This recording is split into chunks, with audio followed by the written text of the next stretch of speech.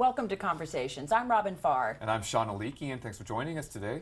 We have a great show for you. In the second half, you will remember his voice, if nothing else, Ed Baxter from the old KGO radio days, back when it was a really great radio station. What a terrible thing to say. Back when we used to listen. Yes, I haven't liked the changes over at KGO personally, but Ed Baxter was there in the morning news and the afternoon news, and we miss him, and he's going to be on the show today in the second half. But first, take it away, Shawn. We have Eric Johnson, one of our favorite magazine and book publishers here in the local Tri-Valley. Alive magazine. If you haven't seen this floating around, then you haven't been outside, because Alive magazine, here's the May issue. Welcome to Conversations. Great to see Robin. you. Yeah. Thanks. You have an adorable couple doing a lovely little column called He Said, She Said. Where did you find that talent? Well, it was tough. We searched high and low to find the best talent, and we discovered a pair.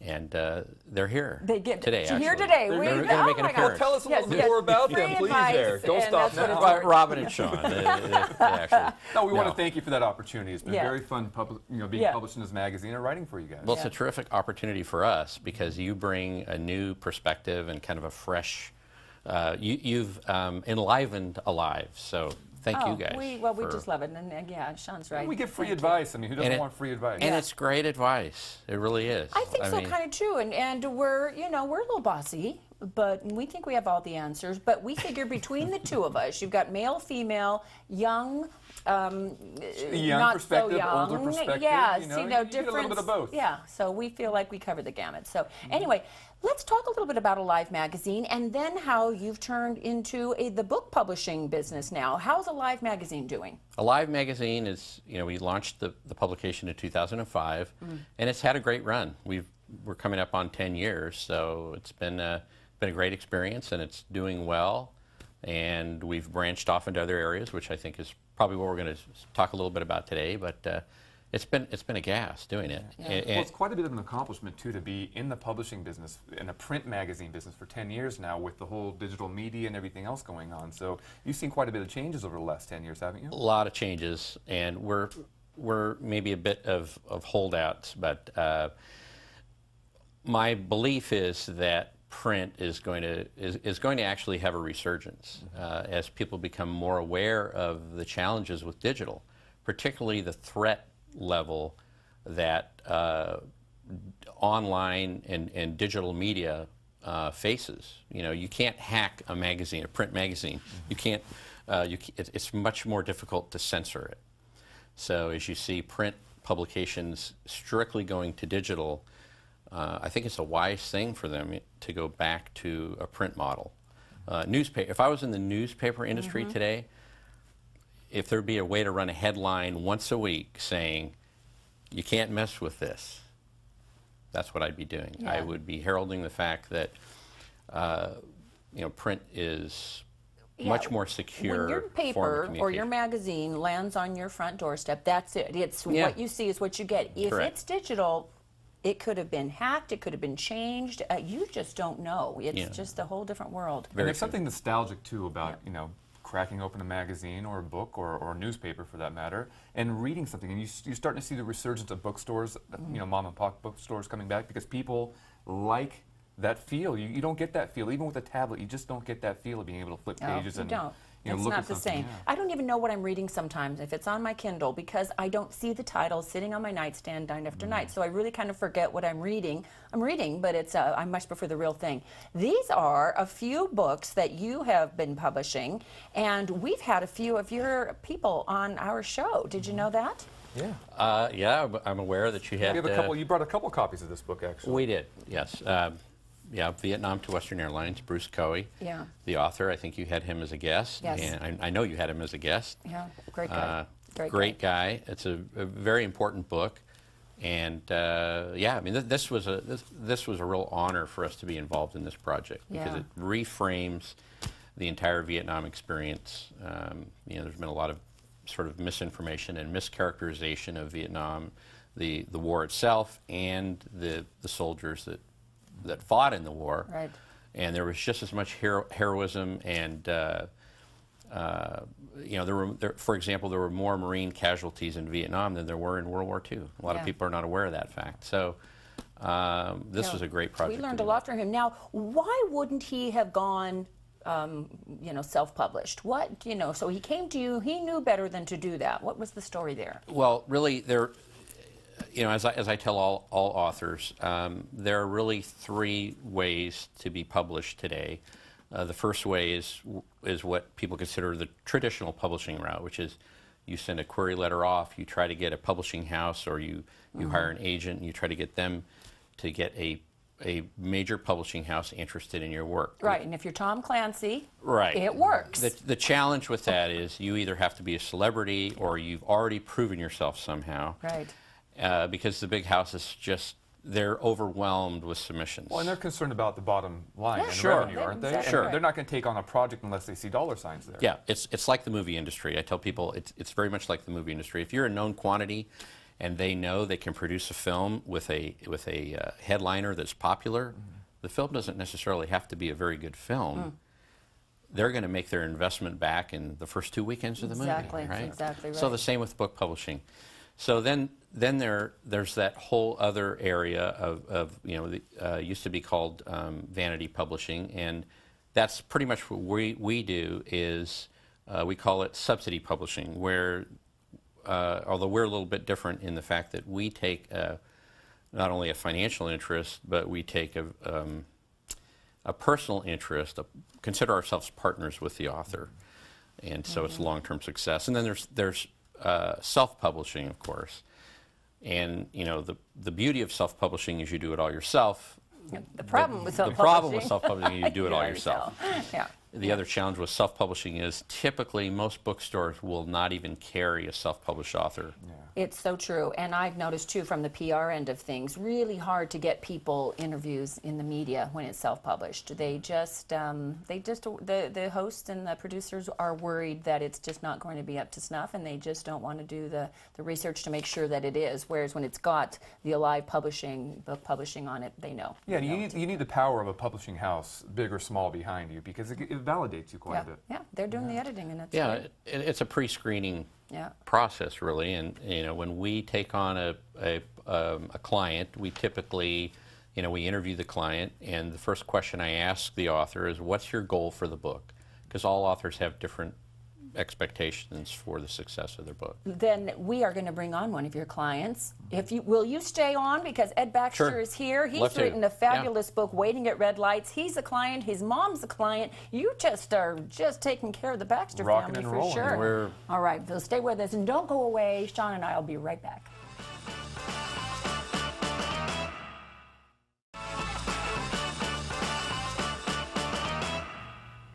Welcome back to Conversations. We are so pleased to have Ed Baxter join us. You guys remember him from KGO. Oh, we've missed you. Oh, and we're thank so you. glad Really. that Eric Johnson is still here with us today talking about Alive Magazine and Alive Media Works. And now they're business partners, right? You guys are Yes. doing some projects together. Yeah.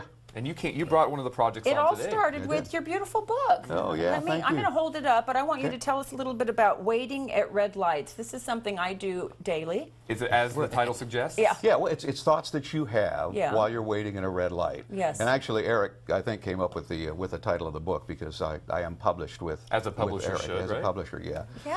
He told me something like, I wanted to call it #1 bestseller, and he said, no, that's dumb. And I said, okay. Greatest Then book you ever. could in say I'm on quotes. the #1 bestseller Well, list. that was my idea. I See? love it. I love you. that. See, because they're, you know, I say, Eric, who else is going to say it? And I have the #1 bestseller. It didn't work. So Waiting at Red Light. Yeah. This is a book, guys, that when I left KGO, everybody said, you need to write about all the people that you interview. Because I was lucky enough, as you guys are, to sit down with a bunch of really cool people and interview them. And so I think that's book #2. Eric is telling me I need to work on that. This was a release from all of those years of covering news, and news is as you know, it's wonderful, but it can be very tough. Yeah. So I'd be sitting in the studio with Rosie, and there'd be some breaking story going on. My favorite person in the world, other than my wife, Rosie Allen. Yeah, I yeah. caught it. Good Good save. catch. Got That's it, good. and we'd be really tense, and I'd come up with something like, "So, Rosie, how long is it cool to check out an attractive person before it becomes creepy?" And she'd say, and I'd say, "So, Why do they call it happy hour when it's between 5 and 7? Yes. These are great he said, she said questions. Exactly. My gosh. That's so do you come up with the answers when you're waiting at the red light? No. Oh, okay. They're just questions. So these are just random thoughts going through your head as you're sitting there in the car. It's just reflections of a questioning mind. No, if you want to answer, never to ride in the fine. car with this guy. You're going to get bombarded with all those random questions and not know where he's Exactly. going. When somebody says, you say, how are you? And they say, I'm fine. What does that really mean? I mean, you And know, how often are they really fine anyway? They have other Does things anybody going. really care how you are? There you go. Yeah. So, you See, know, I'm kind of good at this. Yeah. So that's where waiting at red lights came from, and that that's was, great. and this was stuff that was just rolling around in my mind for years, and I used to torture Rosie with, and everybody else. They'd say, "Oh, shut up!" Except so- for Eric Johnson said, that's "Don't right. shut up. Let's get this in Get it print." down. Yeah, get it Exactly. down. Sounds like one of those books you read and you're just going to immediately relate to it and go, you know what, that's exactly what I think. Yes. You know, because a lot of people have some of the same thoughts. We all live in the same world, the same Random society. thoughts, Exactly. You know. I was exactly. just had time on my hands to be able to put it down, and that's and so that's what it is. And then with Eric, and the very cool thing about what he publishes is he's not going to tell you what you do and change it all around. He's going to say, you know, Ed, I think we need to do this. But you go to a publisher, one of the the biggies, and they give you your manuscript back, and that's it. Yeah. And you self-publish, and you don't know what you're getting into. So this is kind of a cool guidance thing. Yes. Yes. My mom saw my book, and she said, 93 years old, she said, I can sell more books than you can. I can write a better Mom book than for you. you. So she did. She So did. she Look did. at- She wrote her own book called Laughter All the Way: Poems, Puns, and Parodies. By Marty Baxter. Now, Love Mom. do you make an entrance into this book a little bit? Are you? Well, she talks about her, she gave up a career in show business. Basically, she met my dad in a dance band, long story, in the 40s. She raised 4 boys, and that's what she did. But she's always had this burning desire to express herself. So this was like a release for her, and she's so excited she can hardly stand it. Oh, that's well, and I have so to ask, cool. was there a little competition between mom and son, between who sold most books or who's most popular? She's going to sell more books. Yeah, that is so Another cool. great save. There's no competition. So now, Eric, did you get a chance to meet Marty? I have talked with her on the phone. Yeah. And just a delightful woman. She really is a sweetheart. She's just an amazing person. So you really are the advocate for if you've got a story idea, it doesn't matter if you're 93. In fact, get it written down and send it to you. Do you have a criteria of what you're looking for? No, we'll look at everything. Okay. And that's really the fun for us in the business. And the inspiring part to us is we get to work with people in accomplishing their dreams. These are, in most cases, people are, one woman's worked on a book for 50 years. She just turned 94. Oh. The book's called Peacock Alley. And I'm reading that, by the way. that's right. I think Yes. you're going to do a review I'm for gonna us do in a a live book review magazine for y'all. coming up. Uh-huh. But it's just really gratifying to see people get their work out and have it, permanently recorded. For me, I had that book inside, and I talked to more and more people. Oh, I have a book I want to write. Yes. Here you go. That's it. Yeah. Well, and most 94-years are probably worried about, what pickle dish am I going to put out with dinner tonight, or Yeah, no, grabbing some yeah. horseradishes from the backyard, and how am I That's going to so feed the family, or But she's, they're authors. Doesn't matter Absolutely. how old you are or what stage in life you are. If you have ideas, thoughts, put it to paper, and you're the person to do that. We have just a couple minutes left, and we want to have you back in a couple months when you can talk a little bit more about what you guys are starting a little project. We just kind of want to scoop it here. We just want to get people to get a little bit excited. What can you tell us? Tease us a Go. little bit. Oh Ed. my gosh, I've become the person now that I didn't like to interview. No comment. Yeah. You've been a terrible interview thus far. I know. No, I don't know how to talk. Not a lot right now. I can tell you that Eric and I have been locked in since I left KGO. Me on my own, Eric really on his, and integrating media and finding the media progression, finding how this is going to go next. Radio is kind of swallowing itself up. Yes. Television is swallowing itself up. Digital is becoming the way to go. But those two mediums are still going to be here, just in different iterations, I guess. Yes, in the future, absolutely, right? absolutely so. But people are finding their information in a lot of different they are. ways and a lot of They different are. manners. So what if somebody could find a way to put that kind of information, those kind of people, those kind of personalities, The content.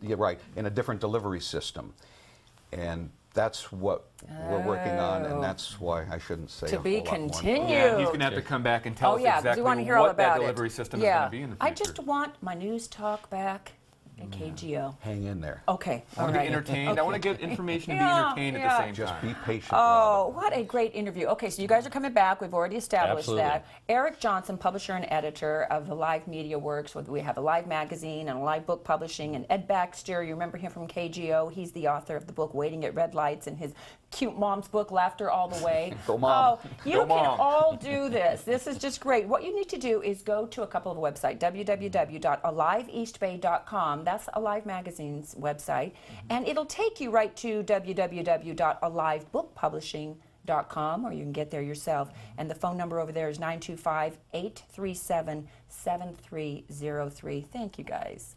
Thank Great you. to Thanks have for you having on. us. I We have can't had wait more to have fun. them. Been fun. Yeah. Oh, great to have you. Not enough time for the two of you guys. Oh, I'll tell you that you much. guys are terrific. Oh, Yeah. thanks. Yeah. Yeah. These Bring boys him can back talk. just for saying that. Yeah, right. Well, just remember us with your next Could- project.